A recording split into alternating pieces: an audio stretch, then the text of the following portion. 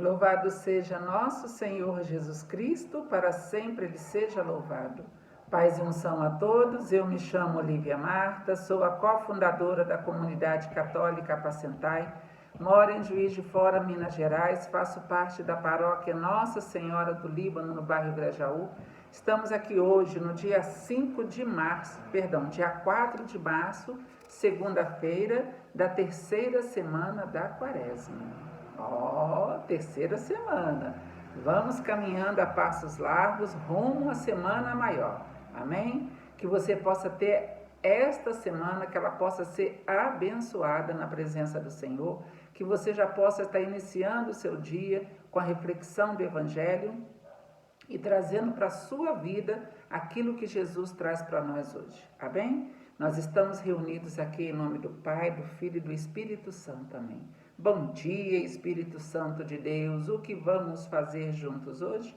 Vamos refletir o Evangelho, está no livro de Lucas, capítulo 4, versículos 24 a 30.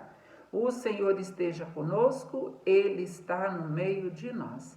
Proclamação do Evangelho de Jesus Cristo segundo Lucas. Glória a vós, Senhor.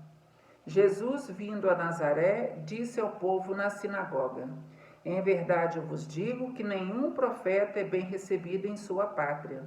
De fato eu vos digo, no tempo do profeta Elias, quando não choveu durante 3 anos e 6 meses, e houve grande fome em toda a região, havia muitas viúvas em Israel.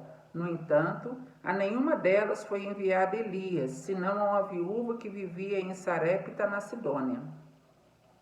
E no tempo do profeta Eliseu, havia muitos leprosos em Israel, contudo, nenhum deles foi curado, mas sim Naamã, o sírio.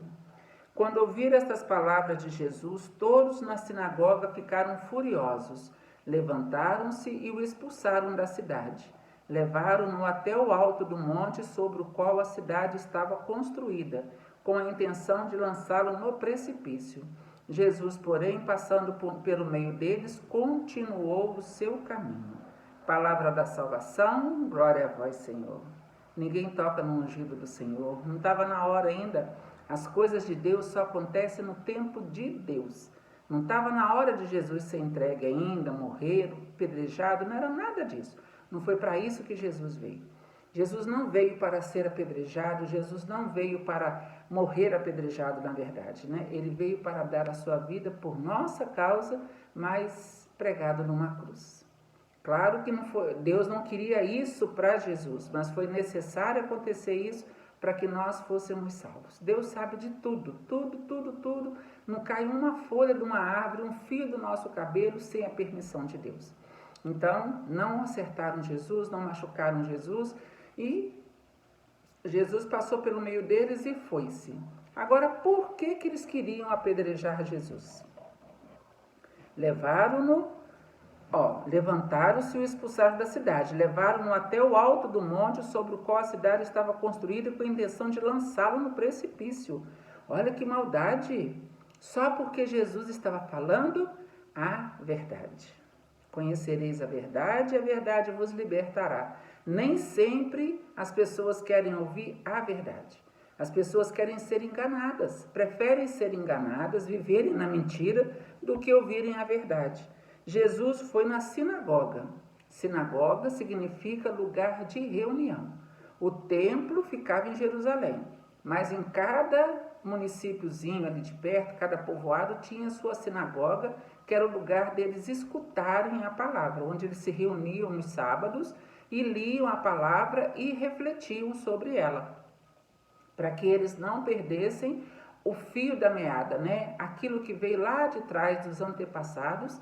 Eles tinham, todo sábado eles se reuniam para falar sobre tudo que aconteceu, relembrar a história deles, para a história não se perder e para eles também estarem em comunhão com Deus. Então, nesse dia, Jesus foi até a sinagoga também. E depois da proclamação da palavra, Jesus vai falar para eles, né? Em verdade eu vos digo que nenhum profeta é bem recebido em sua pátria. Ele já previa que ele não seria bem-vindo ali. Em outra passagem, a gente vai ver quando Jesus abre o livro de Isaías, e fala: o Espírito de Deus está sobre mim. Hoje se cumpriu esta palavra, né? Quando ele fala que o Espírito Santo viria, né, sobre Jesus. Então, as pessoas ficavam naquele dia olhando para Jesus, né, e se perguntando: mas quem é esse? Não é filho de José, filho de Maria, seus irmãos, né, e tal? Eles ficavam pensando: mas que esse cara pensa que é? Ele não é um dos nossos? E aqui nenhum dos nossos não tem nenhum profeta. Não tem ninguém que fala bonito assim. Quem esse cara pensa que é? Né? Outra passagem também, né, quando vai falar lá do seu discípulo, de Nazaré pode sair coisa boa? Né? E aí? De Nazaré pode sair coisa boa? De Juiz de Fora pode sair? Do bairro Grajaú, do seu bairro, pode sair? Claro que pode, porque Deus faz o que Ele quer, com quem Ele quer. Deus não escolhe os capacitados, mas capacita os escolhidos. Então Jesus vai falar com eles, vai lembrar eles, né? No tempo do profeta Elias, quando não choveu durante 3 anos e 6 meses e houve grande fome em toda a região, havia muitas viúvas em Israel. No entanto, nenhuma delas foi enviada a Elias. Ele não foi enviado para aquelas mulheres, né, de Israel, mas uma viúva de Sarepta, na Sidônia. Quando ele chega na casa dessa viúva, essa viúva tinha só um punhado de farinha para fazer pão para ela e para o filho e depois esperar a morte, que não tinha mais o que comer, não tinha de onde buscar comida. E aí Elias fala com ela: pode fazer esse pão com essa farinha e com esse óleo, porque não vai faltar nem farinha nem óleo na sua casa. E de fato, o tempo que ele ficou na casa dela não faltou farinha e nem óleo. Por que azeite, né? Porque ela confiou em Deus e Deus visitou a casa dessa viúva. Por que não visitou a casa das outras viúvas? Talvez porque essa mulher tinha mais fé, né? Talvez é porque ela rezasse com o coração aberto, com o coração sem mágoa.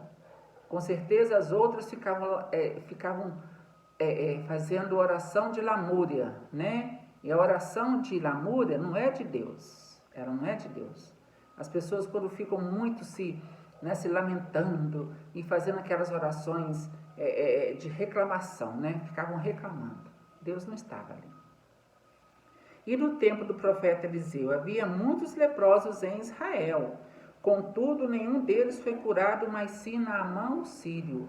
Por que Naamã foi curado? É a primeira leitura de hoje. Olha, vai dizer aqui, vou ler rapidamente só umas partes. Naqueles dias, Naamã, general do exército do rei da Síria, era um homem muito estimado e considerado pelo seu senhor, pois foi por meio dele que o Senhor concedeu a vitória aos arameus. Mas esse homem valente e guerreiro era leproso. Ora, um bando de arameus que tinha saído da Síria tinha levado cativo uma moça do país de Israel. Ela ficou a serviço da mulher de Naamã. Disse ela à sua senhora: se meu senhor se apresentasse ao profeta que reside em Samaria, sem dúvida ele o livraria da lepra do que padece. Então, essa moça cativa, escrava, ela sabia que o profeta Eliseu podia rezar, tocar em Naamã e ele ficaria curado. Ela acreditou nisso. Ela falou com a mulher dele e a mulher dele falou com ele: olha, vai lá, né? Vai lá porque tem lá um profeta que vai te curar, né? Ele era sírio e ele tinha que ir lá na Samaria, aonde estava Eliseu. E ele foi. Só que quando ele chegou lá, né? Então Naamã chegou com seus cavalos e carros e parou à porta da casa de Eliseu. Eliseu mandou um mensageiro para lhe dizer: vai lavar-te 7 vezes no Jordão e tua carne será curada e ficarás limpo. Então Eliseu já sabia o que ia acontecer, mas Naamã não gostou. Ele queria que o próprio Eliseu viesse. Que falta de consideração é essa? Mandar um mensageiro falar comigo? Mas aí, né, ele até decide não fazer o que Eliseu falou, mas os seus empregados falam com ele. Mas os seus servos aproximaram-se dele e disseram-lhe: Senhor, se o profeta te mandasse fazer uma coisa difícil, não a terias feito? Quanto mais agora que ele te disse: lava-te e ficarás limpo. Então ele desceu e mergulhou 7 vezes no Jordão, conforme o homem de Deus tinha mandado, e sua carne tornou-se semelhante à de uma criancinha, e ele ficou purificado. Por que o Naamã o sírio foi purificado da lepra, foi curado, E os israelitas que tinham leprosos no meio deles não foram, por causa da fé deles. Eles não tinham fé suficiente. Eles não tinham fé. E os leprosos também não acreditavam no profeta que estava ali no meio deles. Os leprosos da época não acreditavam, por isso que eles não foram curados. Quando a gente está, né, eu vou dar um exemplo agora, né? Você está em casa acompanhando uma missa, né, pela televisão, né? Uma oração, não importa se é televisão, se é internet, de que forma for, né? Pelo YouTube. E ali começa uma oração de libertação, de cura. O padre ou quem está ministrando vai falando, né? Coloque-se na posição agora de que quem vai receber uma graça. Peça a Jesus agora que venha tocando em você. Onde você estiver, Jesus pode tocar, pode curar. Jesus pode fazer qualquer coisa. Distância para Jesus não existe. E aí o pregador ou o padre, quem está pregando ali, vai falar, né? Jesus está curando a pessoa que está assim, Jesus está curando a pessoa assim, no hospital e tal. E depois chegam os testemunhos dizendo, eu estava em casa, diante da adoração na televisão, e Jesus me tocou e me curou. Aí Jesus falaria, né? A tua fé te curou, a tua fé te salvou. A gente coloca a água para ser abençoada diante da televisão. Todo dia minha mãe coloca, a água começa o texto, ela reza os textos e tudo, as orações, os padres abençoam, ela toma com fé. É isso, gente, acreditar que Deus está presente ali. E se você acredita, Deus vai estar mesmo. Deus não vai, Ele não vai como é que eu vou te falar assim? Você acredita, mas Deus não vai agir. Não, se você acredita, Deus vai agir sim. Não coloque Deus à prova, apenas confie, acredita no Senhor, porque Deus está, quando o padre leva o cálice e a hóstia no altar, a gente não acredita que ali está o corpo, sangue, alma e divindade do Senhor? É Jesus que está ali. Para quem não acredita, você pode usar todas as palavras que não vai convencer a pessoa, mas para quem acredita, nem precisa de palavra, a gente já sabe, é Jesus. E quando Jesus toca, cura e liberta. Amém?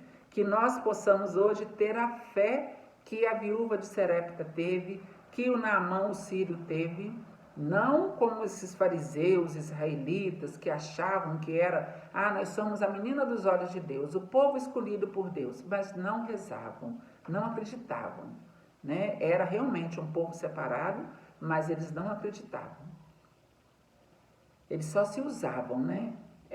Nós somos o povo de Deus, mas será que Deus estava no meio deles? Deus ia fazer milagres fora do lugar deles, porque lá fora Deus viu que tinha fé, Jesus percebeu que tinha fé, mas no meio deles não. Que hoje nós possamos ficar com essa palavra, que nós possamos ter a fé da viúva, a fé de Naamã, o sírio, e que nós possamos acreditar que Jesus pode todas as coisas. Amém? Confia, meu irmão e minha irmã, reza, peça a Jesus que limpe seu coração dessa lepra do preconceito, essa lepra da murmuração. A murmuração é a oração do demônio. Amém? Nós estivemos aqui reunidos e vamos permanecer unidos. Em nome do Pai, do Filho e do Espírito Santo. Amém.